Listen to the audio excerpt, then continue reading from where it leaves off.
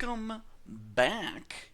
Today I want to talk about finding zeros from a factored form. I've already made one video about this, but it's kind of lengthy, so I'm trying to shorten this down into some very specific steps for you. This is going to be sort of the long way to find zeros from a factored form.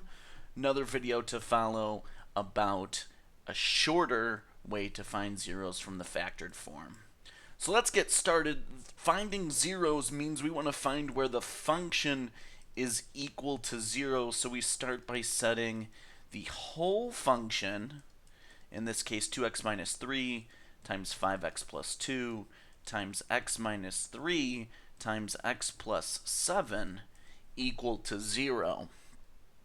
And now this is where we kind of get stuck. This is where we need the zero product property. We've got a bunch of things, a bunch of factors being multiplied to be equal to 0. And if we have things being multiplied and equal to 0, that means 1, 2, 3, or all of them are equal to 0.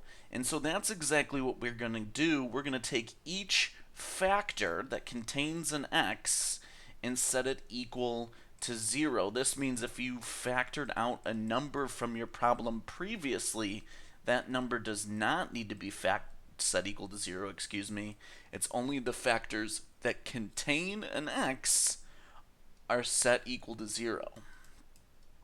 Once we have this, now what we're doing is we're doing the opposite operation to get x alone.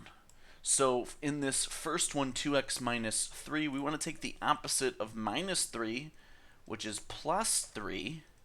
And we're going to add 3 to both sides. And this gives me 0 plus 3, which is 3. The 2x doesn't change because it's not a like term with that plus 3. But now minus 3 and plus 3 cancel, so we don't have to write anything else. And now we want to continue to get x by itself, so we continue doing the opposite operation. That 2 is being multiplied by the x. The opposite of multiplying is dividing, so we're going to divide both sides by 2. The 2 over 2 cancels to become 1, or 1x in this case. So the x is left, and then x is equal to that fraction on the left side, and that gives us our very first 0.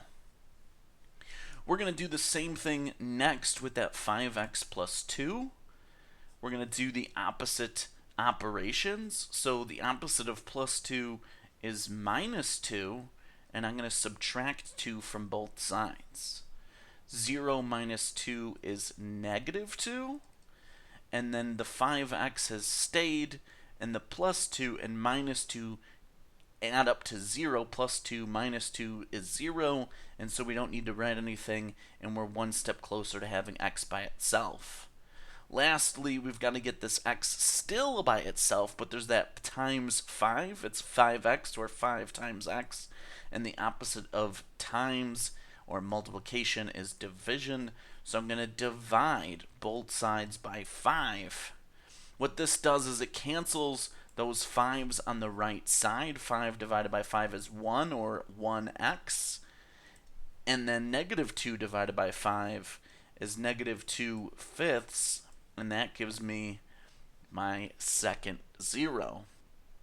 For the next two problems, there isn't a number on the x, so we just need to take the opposite operation that is there. The opposite of minus 3 is plus 3, so I'm going to add 3 to both sides.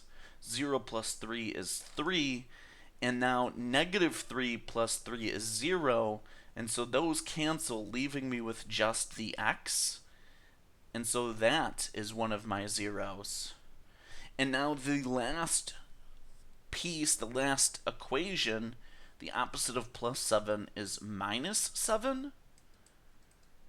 And so 0 minus 7 gives me negative 7. And then on the right side, plus 7 minus 7 cancel, leaving me with that x that's there. And that gives me my fourth and final 0. So all of those things in the rectangles, all of those numbers are my zeros for this polynomial. So 3 halves, negative 2/5, 3, and negative 7 are all my zeros. So to recap for you, you start with the function. You take that whole function and set it equal to 0. From here, after having the whole function equal to 0, you find every factor that has an x in it and set it equal to 0. This gives me 4 little equations to solve. And then you take the opposite operation to get x by itself. That is the whole goal, to get x by itself in each of those little equations. So if you're adding a 2, you subtract 2 from both sides to get x by itself.